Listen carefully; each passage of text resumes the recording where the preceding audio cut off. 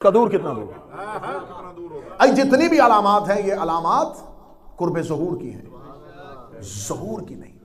اب ان کو علماء نے جنہوں نے غیبت پہ کام کیا ہے، جنہوں نے سرکار ولی العصر پہ بات کی ہے، انہوں نے جتنی بھی علائم ظہور ہیں، علامات ظہور ہیں، انہیں دو حصوں میں تقسیم کیا۔ ایک ہے حتمی علامات، ایک ہے غیر حتمی علامات۔ غیر حتمی علامات کی ہو بھی سکتی ہیں، نہیں بھی ہو سکتی، ان کے بارے میں طے نہیں ہے۔ کچھ حتمی علامات ہیں، سفیانی کا خروج حتمی علامات ہے، یمانی کا خروج حتمی علامات ہے، زمین کا دھنس جانا حتمی علامات ہے، دو گرہن اکٹھے ہونا حتمی علامات ہے۔ اب میں گفتگو غیر حتمی علامات پہ نہیں کروں گا، میں حتمی علامات پہ بات کر لیتا ہوں۔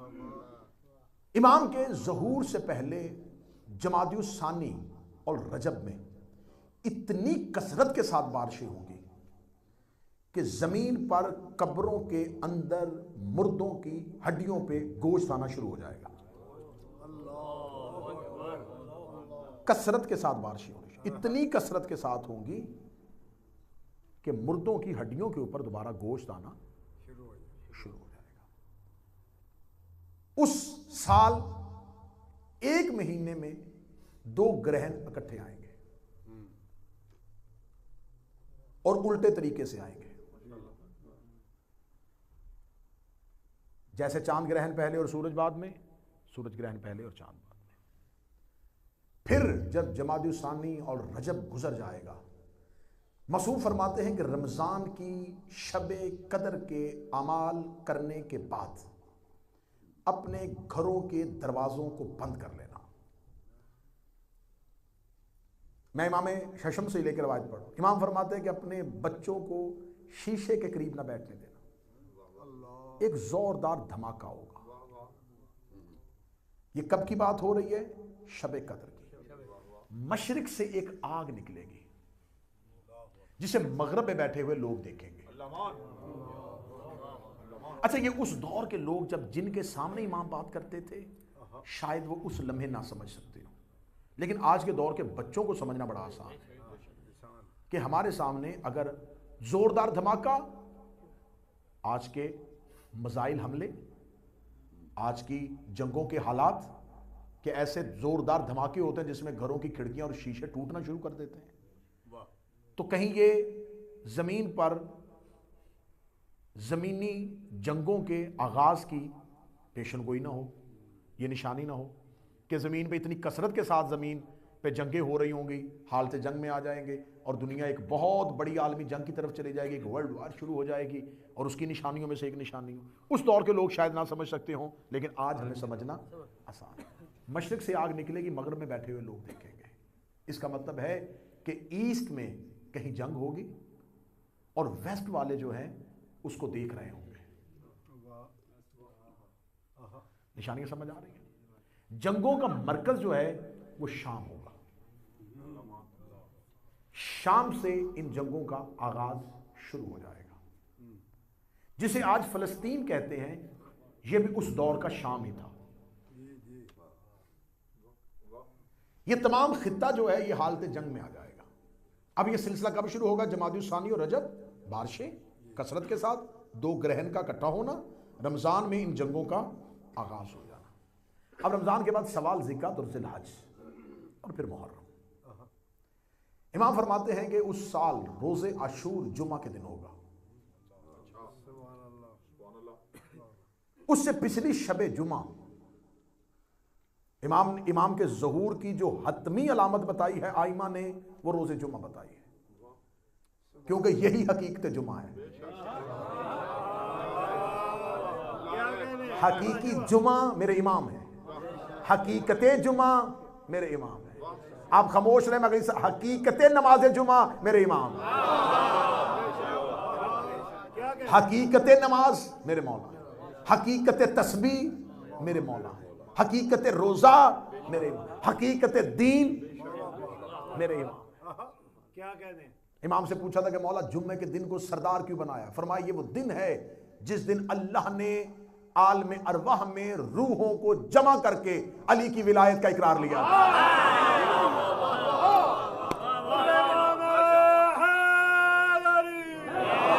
یہ وہ دن ہے جس دن اللہ نے عالم ارواح میں روحوں کو جمع کیا تھا۔ اور علی کی ولایت کا اقرار. مولا ممبر کوفہ پہ بیٹھے تقریر کر رہے تھے, سامنے صحابہ بیٹھے سن رہے تھے. ایک شخص کی طرف علی دیکھ نہیں رہے تھے, وہ بار بار اپنا چہرہ علی کی طرف کرے, علی اس کی طرف دیکھ نہیں رہے تھے. اس نے ایک بار اٹھا, اس نے کہا اے امیر المومنین میں آپ کا شیعہ ہوں, آپ میری طرف دیکھ نہیں رہے. علی نے چہرہ پھیر دیا, وہ ادھر آ کے بیٹھا. اس نے کہا یا امیر المومنین میں آپ کا محب ہوں, آپ مجھے دیکھ نہیں رہے. علی نے چہرہ ادھر پھیر لیا. تیسری دفعہ سامنے آ گیا یا امیر المومنین میں بار بار آپ کو مخاطب کر رہا ہوں, میں آپ کا شیعہ ہوں, آپ مجھے دیکھ کیوں نہیں رہے. فرمایا حق کے امام کے سامنے جھوٹ بولتا ہے, تجھے شرم نہیں آتی؟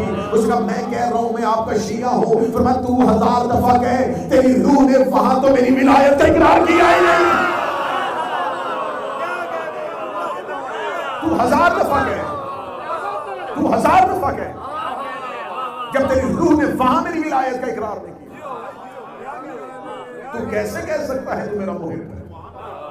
8ویں شہنشاہ کی بارگاہ میں ایک شخص آیا تھا, مولا میرے اوپر ایک قرض ہے, آپ قرض ادا کر دیں, میں آپ کا شیعہ ہو جاؤں گا. فرمایا کتنا؟ فرمایا 300 درہم. فرمایا اٹھا 300 درہم قرض اتار, شیعہ نہ ہونا. اس نے کہا مرضی سے ہو رہا ہوں. فرمایا مرضی سے کیسے ہو سکتا ہے, تیری روح نے تو ہماری ولایت کا اقرار کیا ہی نہیں. امام کا یہ فرمان ثابت کر رہا ہے کہ بندے مرضی سے شیعہ نہیں ہوتے. اور یہ ڈرامے اب بند ہو جانے چاہیے کہ میں نے اتنے بندے شیعہ کر دیے, میں نے اتنے بندے شیعہ کر دیے. بندے مولوی شیعہ نہیں کرتے, وہاں نام لکھے ہوئے ہیں.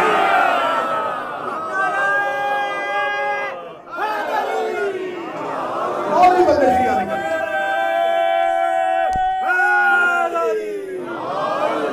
جو میں الست وہاں پر روحوں نے اقرار کر لیا.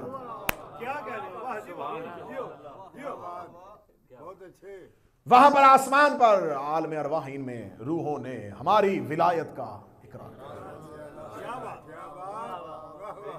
کیا. یہ ہے ہمارے قائم کے قیام کا دن. مولا فرماتے ہیں کہ اس سے پچھلی شب جمعہ, جب امام ظہور فرمائیں گے, اس سے پچھلی شب جمعہ چوتھے آسمان پر بیت المعمور پر 4 نورانی ممبر لگیں گے. بیت المعمور وہ جگہ ہے جہاں پر اللہ نے آسمان پر رہنے والے کے لیے ایک کعبہ بنایا ہوا ہے جس کا وہ طواف کرتے ہیں. یہ زمینی کعبہ ہے, وہ عالم انوار والوں کا کعبہ ہے جس کا نام بیت المعمور ہے. عیسیٰ 7ویں آسمان پہ نہیں, چوتھے آسمان پر. جس بدن کے ساتھ زمین سے گئے تھے اسی جسم کے ساتھ چوتھے آسمان پر, اور اسی جسم کے ساتھ واپس آئیں گے. قرآن اس کی دلیل دیتا ہے کہ میں عیسیٰ کو دوسری بار پلٹاؤں گا تو اسی بدن کے ساتھ, جس بدن کے ساتھ میں نے اٹھایا تھا, کیونکہ ہم نے بھیجنا ہے اس کو 12ویں کی حکومت میں. صدر ضائع نہ کرنا. شب عاشور امام حسین نے اپنے صحاب سے مخاطب ہو کے گفتگو کرتے ہوئے شہدائے کربلا سے کہا تھا, شب عاشور امام حسین اے میرے اصحاب, جب میرے قائم کا ظہور ہوگا تم انہی بدنوں کے ساتھ میرے قائم کی حکومت میں جاؤ گے, میرے قائم کے لشکر میں جاؤ گے. امام نے فرمایا شہدائے کربلا بھی انہی جسموں کے ساتھ اٹھیں گے. مجھے منبر کی عزت کی قسم ہے, امام فرماتا ہمارا عزادار دنیا کے کسی کونے میں بھی مرے گا, وہ اپنے اسی بدن کے ساتھ اٹھے گا جس بدن کے ساتھ وہ کیا تھا. کیونکہ امام گوارا ہی نہیں کرتے ماتم کوئی اور جسم کرے, اٹھے کوئی اور جسم.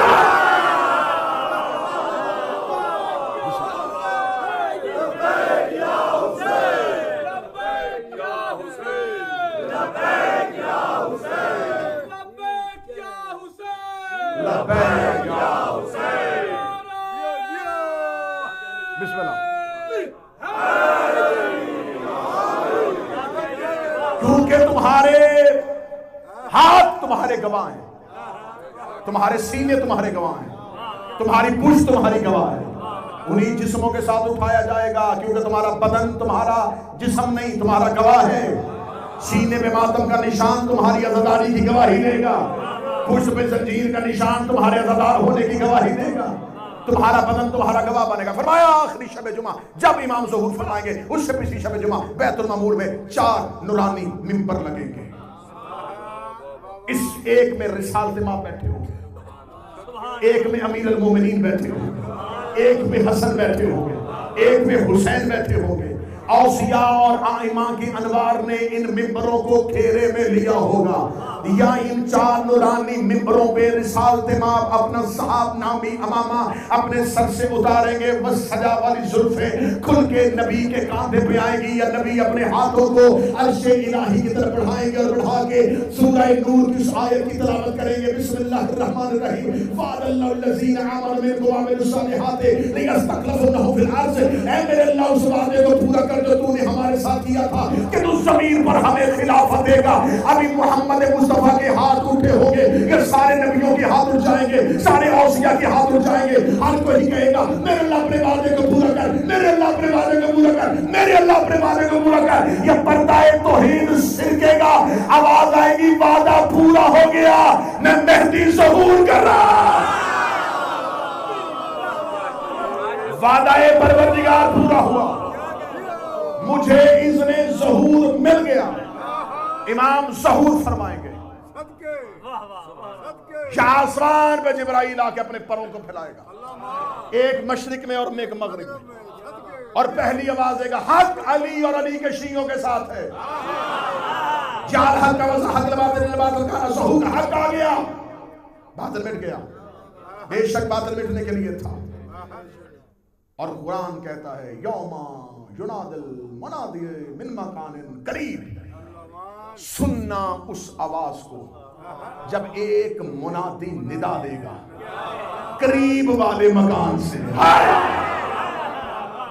آیت ہے قرآن میں، مستمعو، سننا، کان لگا کے غور سے سننا، یوم، اس دن، ینادی، ندا دے گا، المنادی، ایک منادی، من مکان قریب، قریب والے مکان سے۔ ہم اردو زبان میں مکان گھر کو کہتے ہیں، عربی میں مکان جگہ کو کہتے ہیں، کسی قریب والی جگہ سے وہ آواز دے گا۔ یہ آواز کہاں سے آئے گی؟ آواز آئے گی مکہ سے، سرکار ولی العصر کی آواز آئے گی، ندا دی جائے گی۔ ہر ایک رہنے والا ایسے سمجھے گا جیسے یہ آواز میرے ساتھ والے گھر سے آ رہی ہے۔ لوگ اپنے اپنے گھروں کا دروازہ کھولیں گے، ہمسایہ کہے گا تیرے گھر سے آواز آ رہی ہے، وہ کہے گا اذان کی آواز تیرے گھر سے آ رہی ہے۔ یہ آواز ولی العصر کی ہوگی۔ غیبت کی کتابیں اور حدیث کی کتابیں معصومین فرماتے ہیں کہ ہر ایک امام کا ماننے والا اپنے گھروں سے امام کی آواز کی جانب دوڑے گا۔ جب وہ امام کی جانب دوڑ رہے ہوں گے، کوئی چونٹی کی چال چلے گا، کوئی گھوڑے کی چال چلے گا، کوئی تیز رفتاری کے ساتھ چلے گا، کوئی بجلی کی تیزی کے ساتھ چلے گا، کوئی ہوا کے دوش میں چلے گا۔ سامنے بیٹھے سلمان و ابو ذر اٹھے، اس نے کہا مولا اگر سارے ہی چاہنے والے ہوں گے تو کوئی چونٹی کی آواز کیوں، کوئی چونٹی کی چال کیوں چلے گا، کوئی گھوڑے کی چال کیوں چلے گا، کوئی بجلی کی چال کیوں چلے گا؟ اگر سارے چاہنے والے ہیں یہ ایک رفتار میں کیوں نہیں چلیں گے؟ آواز آئی اسی رفتار میں جائیں گے جتنا دل میں علی ہوگا،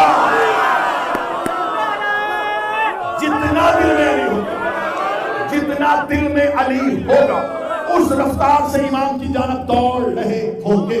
یا کچھ ایسے خالص مومنین ہوں گے جو آواز سنیں گے لیکن اپنے گھروں کو دروازے نہیں کھولیں گے، کسی سے پوچھیں گے نہیں یہ آواز کس کی ہے، وہ اپنے گھروں میں بیٹھے رہیں گے، لوگ ان کے دروازے سے گزرتے ہوئے آواز دے کے کہیں گے تو مولا کا ظہور مانگتا تھا، تو ہر دفعہ امام زمانہ کہتا تھا، اب آواز آ رہی ہے جا کیوں نہیں رہا؟ وہ کہے گا تم جاؤ وہ خود ہمیں بلوا لے گا، تم جاؤ وہ خود ہمیں بلوا لے گا۔ اور کتابیں کہتی ہیں ان کے دروازوں پہ بادل کے ٹکڑے آئیں گے اور کہیں گے میرے سردار سوار ہو، امام تمہیں بلا رہے ہیں۔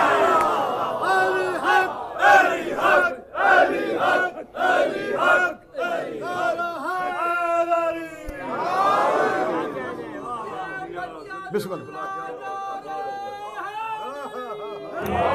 اور جو ظہور سے پہلے دنیا سے جا چکے ہوں وہ قبروں میں ہوں گے، ان کی قبروں میں بادل کے ٹکڑے آئیں گے۔ اس بارگاہ میں پڑی ہوئی ہر زیارت کی قسم کھا کے کہہ رہا ہوں، اگلے 2 دن چاہو گے میں حوالہ دکھانے کے لیے تیار ہوں، جب ان کی قبروں پہ ہر ایک بادل کے ٹکڑے کے ساتھ ایک فرشتہ آئے گا اور ان کی قبر پہ آگے جو سلام کرے گا، وہ سلام میں اتنی زیارتوں کی قسم کھا کے کہہ رہا ہوں، وہ قبر میں آ کے، قبر میں کون ہے؟ عام عزادار، شیعہ، محب، علی ولی اللہ پہ قائم رہنے والا، قائم کا ظہور مانگنے والا، فرشتے اس کی قبر پہ آ گئے، السلام علیکہ یا ولی اللہ، اے اللہ کے ولی، اے اللہ کے دوست، اخرج من القبور، اٹھو اپنی قبروں سے، جس کا ظہور مانگتے تھے وہ آ چکا ہے، وہ تمہیں طلب کر رہا ہے، وہ تمہیں بلا رہا ہے۔ قبروں سے ایسے اٹھیں گے جیسے ابھی سوئے تھے، کفن سے مٹی کو چھاڑتے ہوئے، لبیک یا قائم، لبیک یا قائم کہتے ہوئے، روحیں اور بدن مکہ کی طرف دوڑ رہے ہوں گے، یا مکہ سے مشرق کی جانب، بیت اللہ سے، وادی قرا سے ایک 40 سال کا نوجوان، 8ویں شہنشاہ سے ایک شخص نے کے پوچھا تھا کہ کیا آپ ہی امام مہدی ہیں؟ امام نے فرمایا تو میرے جسم کی ضعیفی نہیں دیکھ رہا؟ میں کیسے مہدی ہو سکتا ہوں؟ ہمارا مہدی تو جوان ہے، جب زمانے میں ظہور کریں گے تو 40 سال کے نوجوان کی شباہت میں ہوں گے، سر پہ رسول والا امامہ، یربو نامی رسول کا گھوڑا، غصبہ نامی رسول کی اونٹنی، انگشتری سلیمان ابن داؤد کو لیے ہوئے، عصائے موسیٰ کو ہاتھوں میں تھامے ہوئے۔ اب میں صدر ماتمیوں کے لیے کہوں گا اور پوری ایک ایک لفظ کو تحقیق کے ساتھ بیان کر رہا ہوں۔ یربو نامی گھوڑا رسول کا، غصبہ نامی اونٹنی، محبت حجت میں زندگی گزارو تو یہ نہیں دیکھتے وہ کہ اس کی جنس کیا ہے۔ یربو نامی گھوڑا، غصبہ نامی اونٹنی، صحاب نامی امامہ، فاضل نامی ذرہ، انگشتری سلیمان، عصائے موسیٰ۔ امام وادی قرا سے کعبہ کی پشت سے نکلیں گے، یا پیچھے چنگھاڑتا ہوا حسین کا مرتجز آ رہا ہوگا، جو بیت العتیق میں کھڑا ولی العصر کا انتظار کر رہا ہوگا، ولی العصر کے انتظار میں چنگھاڑتا ہوا آئے گا اور آ کے کہے گا میری زین پہ سوار ہو میرا آقا۔ رسول کا بیٹا مرتجز کی زین پہ سوار ہوگا، خانہ کعبہ کے قریب آئیں گے، بغیر کسی سیڑھی، بغیر کسی سہارے، بغیر کسی کا ہاتھ تھامے ہوئے۔ جب امام کعبہ کے قریب آئیں گے کعبہ جھکے گا، بالکل ایسے جیسے رسول فتح مکہ پہ علی کے آگے جھکے تھے۔ سرکار ولی العصر کعبے کی چھت پر اپنا پاؤں رکھیں گے، کھڑے ہوں گے، کانوں پہ ہاتھ رکھ کے میرا مہدی کا اذان دے گا۔ اذان کی صدا پوری دنیا میں پھیلے گی۔ امام پشت کعبہ سے 35 لوگوں کو اٹھائیں گے، 35 لوگ پشت کعبہ سے اٹھیں گے۔ یہ دفن مکہ میں نہیں، اٹھیں گے مکہ سے۔ حدیث کی کتابیں کہتی ہیں ان 35 میں سے 25 وہ حضرت موسیٰ کے دور کے قاضی ہیں، جو حضرت موسیٰ کے دور میں عدل پہ فیصلے کرتے تھے۔ وہ 25 دفن مصر میں ہیں، اٹھیں گے مکہ سے۔ پشت کعبہ سے میرا قائم 35 لوگوں کو اٹھائے گا۔ وہ 25 حضرت موسیٰ کے دور کے وہ قاضی جو حضرت موسیٰ کے اس فرعون کے ظلم کے دور میں عدالت پہ فیصلہ کرتے تھے، ظلم فرعون کا شکار ہو کے قتل کیے گئے تھے۔ امام ان 25 کو اٹھا کے کہیں گے جاؤ میری حکومت آ گئی ہے، میری طرف سے قاضی بن کے عدل پہ جا کے فیصلے کرو، جس نے جس پر ظلم کیا ہے تم فیصلہ کرو گے۔ 25 ان لوگوں کو اٹھائے گا جو اصحاب موسیٰ کے دور کے قاضی، 7 اصحاب کہف اٹھیں گے، وہ جو غار میں سو رہے ہیں، وہ جو 390 سال کے بعد اٹھے تھے اور آنکھیں کھول کے پوچھا تھا مہدی آ گیا ہے، پتہ نہیں آیا اور پھر سو گئے۔ وہ قائم کے انتظار میں ہوں گے، 7 اصحاب کہف اٹھیں گے۔ یہ حدیث رسول نے بیان کی ہے، سلمان و ابوذر سے بیان کی ہے۔ سلمان و ابوذر نے کہا 25 اصحاب موسیٰ، 7 اصحاب کہف۔ یا رسول اللہ 3 خوش قسمت کون ہے؟ سلمان ابوذر کا سوال کرنا تھا، رسول اٹھے، ایک ہاتھ سلمان کے چہرے، ایک ہاتھ ابوذر کے چہرے، فرمایا 2 خوش قسمت تو میرے سامنے بیٹھے، 2 خوش قسمت تو میرے سامنے بیٹھے، ایک منا اہل بیت، وہ جو عراق کے شہر مدائن میں دفن ہے، ابو ذر ربضہ میں دفن ہے، وہ جو 7 اصحاب کہف ہیں وہ اردن میں دفن ہے، وہ جو 25 ہیں وہ مصر میں دفن ہیں۔ مصر والے مکہ سے اٹھے، اردن والے مکہ سے اٹھے، مدائن والا مکہ سے اٹھا، ربضہ والا مکہ سے اٹھا۔ میرے قائم نے ثابت کر دیا ہے میرا عزادار مرے دنیا میں کہیں بھی اٹھے گا کربلا سے۔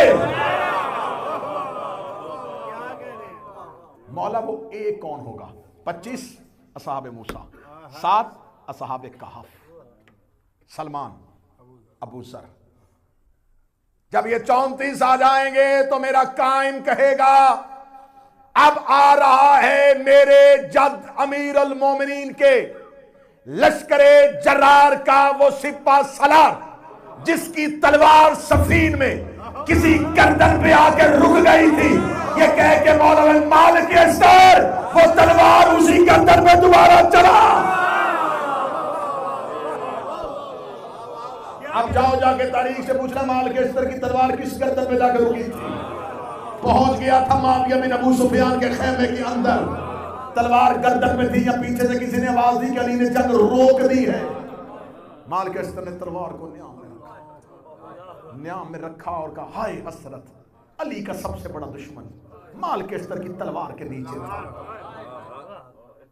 لوگوں نے کہا مالک چلا دیتا تلوار، کہتا کیسے چلاتا، کلمہ علی کا پڑھا ہے۔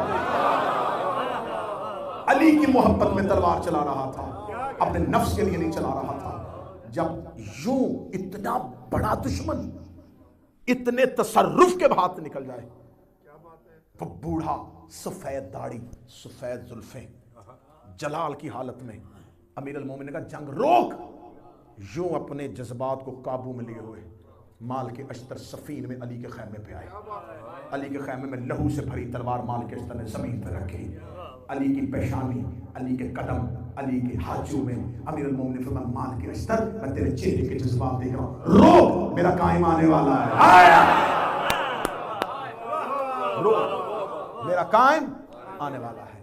پوچھتے کعبہ سے ان افراد کو امام اٹھائیں گے۔ کل کی دور میں رجت پڑھوں گا، کون کب آئے گا، کس کس معصوم کی آمد ہوگی، کیسے کیسے وہ آ کے اپنی حکومت کا دور چلائیں گے۔ سرکار ولی العصر یوں مکہ سے پشت کعبہ سے نکلیں گے، یا آسمان سے ایک سواری زمین پر اتر آئے گی، کیونکہ اذان ہو چکی ہے، صفیں باندھی جا چکی ہے، عیسیٰ زمین پر اتر چکا ہے۔ اب میں کل وہ واقعہ پڑھ چکا کہ حضرت عیسیٰ آ کے امام زمانہ جو ہیں وہ عیسیٰ سے کہیں گے کہ تو ان لوگوں کو، مجھے نہیں انہیں نماز پڑھا۔ عیسیٰ کہیں گے کہ کیسی جرت ہو سکتی ہے میری کہ فاطمہ کا بیٹا موجود ہو اور میں نماز پڑھوں۔ امام مصلی پہ آئیں گے، نماز کی امامت کروائیں گے، نماز کی امامت تمام ہو جائے گی۔ امام وہیں پہ مکہ میں اپنا گورنر نافذ کرنے کے بعد مدینہ کی طرف جا رہے ہوں گے، رستے میں خبر ہوگی کہ امام کے قائم کردہ گورنر کو قتل کر دیا گیا ہے۔ امام دوبارہ واپس آئیں گے، واپس آ کے پھر مکہ میں ایک دفعہ پھر قیام کریں گے۔ قیام کرنے کے بعد مکہ میں وہ لشکر دجال کے لوگ جو مکہ سے سفیانی کے انتظار میں کھڑے ہوں گے۔ سید حسنی خراسان سے آئے گا، یمانی یمن سے نکلے گا، سفیانی کا شام سے خروج ہوگا۔ نفس زکیہ کا قتل رکن اور مقام کے درمیان ہو جائے گا۔ اچھا، جب میں نے غیبت کی کتابوں میں خراسان، اچھا خراسان پرانا نام، افغانستان کو بھی خراسان کہتے ہیں، آج کے ایران کو بھی خراسان کہتے ہیں، لیکن جب میں نے اس نشانی کو غور سے پڑھا تو اس میں یہ ہے کہ خراسان سے جو آئے گا نا لشکر، ان کے ہاتھوں میں سیاہ پرچم ہوں گے۔ میں نے پھر اس کے بعد دنیا میں جتنے ممالک ہیں ان کے تمام کے پرچم دیکھے کہ کسی کا پرچم ایسا ہو جو سارا ہی سیاہ ہو، تاکہ پتہ چلے یہ کسی ملک کی فوج آ رہی ہے۔ تو ایران کے پرچم میں سیاہی نہیں، افغانستان کے پرچم میں بھی سیاہی نہیں، اور لشکر خراسان سے آ رہا ہے، اور آ بھی عاشورہ کے دن رہا ہے۔ اب مجھے نہیں پتا یہ نشانی مجھے یہاں پڑھنی تھی کہ نہیں پڑھنی تھی، پھر مجھے پتا چل گیا یہ کسی ملک کی فوج نہیں آ رہی، حسین کے ماتمی جلوس آ رہے ہوں۔ جہاں جہاں ماتمی جلوس برآمد ہو چکا ہوگا، جب پتا چلے گا امام آ گئے، جلوسوں کا رخ مکہ کی طرف ہو جائے گا، امام کی طرف چلنا شروع ہو جائے گا۔ رکن و مقام کے درمیان نفس زکیہ کا قتل ہو جائے گا۔ امام مکہ میں قیام کریں گے، قیام کرنے کے بعد امام اپنا رخ کریں گے مدینہ کی طرف۔ مدینہ سے جا کے امام اپنے انتقام کا آغاز کریں گے. اب یہاں سے کچھ لوگوں کو قبروں سے نکالیں گے. میں پوری ذمہ داری کے ساتھ پڑھ رہا ہوں، ریکارڈ ہو رہی ہے مجلس. مدینہ میں امام صرف قبروں میں سے کچھ مردوں کو نکال کے قتل نہیں کریں گے، ایک عورت کو بھی قتل کریں گے. اس عورت پہ الزام علی کی دشمنی کی وجہ سے نہیں کریں گے، اس کے اوپر ایک اور الزام ہے. وہ الزام بہت بڑا ہے جو تاریخ نے چھپایا ہوا ہے. رسالت مآب کی زوجہ جناب ماریہ قبطیہ، ان کے ہاں جب حضرت ابراہیم کی ولادت ہوئی تھی تو رسول کے گھر سے ایک عورت نے جناب ماریہ قبطیہ پہ یہ الزام لگایا تھا کہ یہ بیٹا رسول کا نہیں ہے. اور اسلام یہ کہتا ہے کہ پاک دامن عورت پر تہمت لگانا کبائر گناہوں میں سے ہے، کبیرہ گناہوں میں سے ہے. ماریہ قبطیہ نے آ کے روتے ہوئے رسالت مآب سے کہا تھا، یا رسول اللہ میرے پاک دامنی پہ ایک عورت کی طرف سے تہمت لگی ہے. امام فرمایا ماریہ خاموش ہو جا، تیری اس تہمت کا جواب میرا آخری بیٹا دے گا. امام قبروں سے نکالیں گے، قبروں سے نکال کے مدینہ سے اپنے انتقام کا آغاز کر دیں گے. بیت اللہ کو گرایا جائے گا. جب خانہ کعبہ کو امام گرائیں گے، امام کے لشکر میں لوگ کہیں گے یہ امام ہے، ہم سے غلطی ہو گئی، ہم نے تو سمجھا تھا یہ مہدی ہے، اس نے تو کعبہ کو گرا دیا. امام فرمائیں گے ان کی گردنوں پہ تلوار رکھو، ان کو میرے لشکر سے نکالو، علیحدہ کر کے ان کی گردنیں مارو. کیوں؟ امام کے ہوتے ہوئے اینٹوں کے مکان کا احترام کر رہے ہیں. یہ وجہ احترام ہے امام کی وجہ سے. حکمت کیا ہے کہ خانہ کعبہ کی بنیادیں وہاں پہ نہیں ہیں جہاں پہ ابراہیم نے رکھی تھی. مولا خانہ کعبہ کی تعمیر وہاں سے شروع کریں گے جہاں سے حضرت ابراہیم نے دیواروں کو رکھا. مسجد نبوی کو گرائیں گے کیونکہ مسجد نبوی بھی اپنے مقام پہ نہیں ہے. حجر اسود کو دوبارہ نصب کریں گے. رکن اور مقام کی حدود کا دوبارہ تعین کریں گے.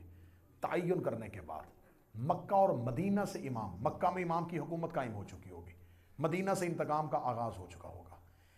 اب امام کی طرف سے حکم ہوگا کہ زمین سے ہر مظلوم کو اٹھایا جائے تاکہ وہ ہر ظالم سے بدلہ لے. ہر مقتول کو اٹھایا جائے تاکہ وہ اپنے قاتل سے بدلہ لے. کیونکہ اللہ کا حکم ہے کہ قصاص زمین پر ہوگا، معاشر میں نہیں. زمین پر اللہ کے نمائندے کا حکومت کرنا کیوں ضروری ہوتا ہے؟ تاکہ وہ زمین پر عدل قائم کرے، وہ مظلوم کو اس کا حق دلوائے، ظالم کو سزا دے. رسول کے بعد حکومت غیر شرعی ہو گئی، غیر اسلامی ہو گئی. امام کو حکومت صرف امیر المومنین کا دور تھا. امیر المومنین کے دور کو بہترین طریقے سے لکھا گیا. یہ علی کا وہ دور تھا جس دور میں چور کے ہاتھ نہیں کاٹے گئے، عدل کا دور تھا، ظلم ختم ہو چکا تھا. اب امام کا زمین پر حکومت کرنا اس لیے ضروری ہوتا ہے کہ وہ زمین پر عدل کو قائم کرے، قیام عدل کر سکے. اب امام آ چکے ہوں گے. جتنے پرانے دور میں مظلوم قبروں میں انتظار کر رہے ہوں گے کہ ہمارے دور میں تو امام تھا ہی نہیں، ہمارے دور میں امام کے پاس حکومت ہی نہیں تھی، ہمارا بدلہ کون لے گا؟ امام کہیں گے اٹھو، ایک ایک امام کے دور والے، ہر مقتول اپنے قاتل سے بدلہ لو. اس نے جیسے تمہیں قتل کیا تھا ویسے ہی قتل کرو. عبداللہ ابن مسعود علی کا بوڑھا صحابی تھا، مفسر قرآن تھا. معاویہ بن ابو سفیان نے اپنے دربار میں چھڑیوں کے ساتھ مروایا. جب مروا رہا تھا تو اس کی ہڈیاں ٹوٹ رہی تھیں. تخت سے نیچے اتر کے کہنے کا کیا فائدہ ہوا علی کو ماننے کا، صرف تیری بیٹیاں اور بیٹا تیرا کوئی نہیں، اس ظلم کے ہاتھ میرے ہاتھوں مر رہا ہے. چل صحابی ہے تو، قرآن پہ تو نے تفسیریں لکھی ہیں، اتنی تمہیں وضاحت دیتا ہوں، چل یہ بتا دے میرے ہاتھ سے کیسے مرنا چاہتا ہے. مرتے ہوئے عبداللہ ابن مسعود نے آنکھیں کھول کر بالکل ویسے ہی جیسے مہدی کے دور میں تو میرے ہاتھوں سے مرنا چاہتا ہے. مجھ سے میری وضاحت نہ پوچھ، مجھے اپنی خواہش میں. امام ہر مقتول کو کہیں گے اٹھ اپنے قاتل سے بدلا لے، ہر مظلوم سے کہیں گے اٹھ اپنے ظالم سے بدلا لے. ہر مقتول قاتل کی گردن کاٹ رہا ہوگا، ہر مظلوم اپنے ظالم کا گریبان پکڑے ہوئے ہوگا، زمین پر عدل کا قیام مدینہ سے شروع ہو جائے گا، مکہ سے شروع ہو جائے گا، ادھر سے سفیانی خروج کرتا ہوا مکہ کی جانب بڑھ رہا ہوگا، وادی بیضا کے قریب آئے گا، یا وادی بیضا کے قریب ادھر سے امام کا لشکر وہاں پر پہنچ جائے گا، جو ہی امام کا لشکر پہنچے گا گھمسان کا رنگ پڑ جائے گا، کڑکتی ہوئی بجلیاں، تلواروں کا شور، دونوں طرف سے لشکر، ادھر سے شیطان اپنی پوری طاقتوں کے ساتھ امام کا رستہ روکنے کے لیے مکہ کے قرب میں وادی بیضا میں کھڑا ہوگا، ادھر سے امام کا لشکر وہاں پہنچ جائے گا، گھمسان کا رنگ ہو رہا ہوگا، گردنیں زمین پر گر رہی ہوں گی، دھڑ ہواؤں میں اڑ رہے ہوں گے، اس گھمسان کے رنگ میں شیطان خود لبادہ بشری میں انسانی بدن کے آگے امام زمانہ کا مقابلہ کر رہا ہوگا، دجال اپنی پوری طاقتوں کے ساتھ ہوگا، سفیانی اپنی پوری طاقتوں کے ساتھ ہوگا، ہم نے ہر صورت میں مہدی کا رستہ روکنا ہے، ہم نے مکہ سے آگے اس کو حکومت نہیں کرنے دینی، ہم اس کا یہیں پر رستہ روک لیں گے، یا امام زمانہ اپنے پورے لشکر کے ساتھ، امام کے ساتھ کون کون ہوگا؟ وہ 313 ہوں گے، ان 313 میں کون ہوگا؟ 72 کربلا والے ہوں گے، سلمان ہوگا، ابو ذر ہوگا، مالک اشتر ہوگا، حجر بن عدی ہوگا، یہ سارے کے سارے اصحاب کے ساتھ امام اپنے پورے لشکر کے ساتھ مقابلہ کر رہے ہوں گے، یا اس مقابلے میں اس گھمسان کے رن میں شیطان خود امام کے سامنے ہاتھ میں تلوار لیے امام سے مقابلہ کر رہا ہوگا، یا یک لخت پیچھے سے مشرق کی طرف سے زمین پہ ایک گرد پھٹے گی، آواز آئے گی مہدی انتظار کر، تیرا دادا علی آ گیا ہے، علی ذوالفقار کو ہوا میں لہراتے ہوئے وادی بیضا میں آئیں گے، اور وادی بیضا میں آگے علی شیطان کی پشت پہ نیزہ مارے گا، علی کے نیزے کے ساتھ شیطان وہیں پہ قتل ہو جائے گا۔ اب میرا سوال ہے علماء سے کہ غیبت کی کتابوں میں لکھا ہے کہ ہر مظلوم ظالم سے بدلہ لے گا، ہر مقتول قاتل سے بدلہ لے گا، شیطان اللہ کا دشمن تھا، اسے علی کیوں مارا؟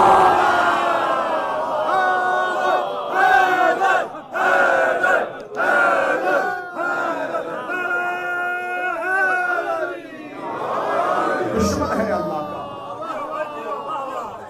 علی ہے مظہر پروردگار، علی ہے قوت پروردگار۔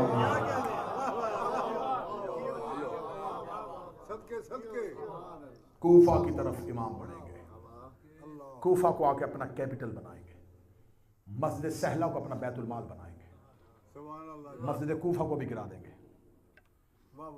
اس لیے کہ بنی امیہ کے دور میں توسیع ہوئی تھی۔ امام مسجد کوفہ کی بنیادیں وہیں پہ رکھیں گے جہاں سے علی نے آغاز کیا تھا۔ مسجد کوفہ کو اتنی توسیع دے دیں گے، اتنی بڑی مسجد کوفہ کو کر دیں گے کہ اس کا ایک ستون، اس کا ایک پلر کوفہ میں ہوگا، دوسرا مکہ میں ہوگا، تیسرا مصر میں ہوگا۔ پوری دنیا کے شیعہ مسجد کوفہ میں امام کے پیچھے آ کے نماز پڑھیں گے۔ مسجد کوفہ کو توسیع دے دی جائے گی، ہزاروں دروازے ہوں گے مسجد کوفہ کے جو مشرق سے مغرب کی طرف کھلیں گے۔ مسجد کوفہ میں آ کے امام قیام کریں گے، اور یہیں سے کل گفتگو کریں گے کہ پہلی رجت کس کی ہوگی، امام کے دور میں پہلی حکومت کس کی قائم ہوگی۔ رجت کو قرآن سے ثابت کریں گے۔ دوبارہ زمین پر اسلامی حکومت کا قیام کیا قرآن سے ثابت ہے؟ جسے لوگ قیامت کہتے ہیں، اس سے پہلے مذہب جعفریہ میں رجت پر یقین رکھنا ضروریات مذہب میں سے ہے۔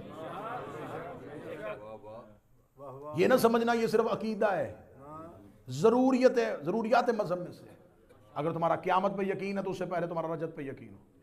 پلٹیں گی روحیں، اسی دنیا میں واپس آئیں گے، اسی دنیا پر حکومت کریں گے۔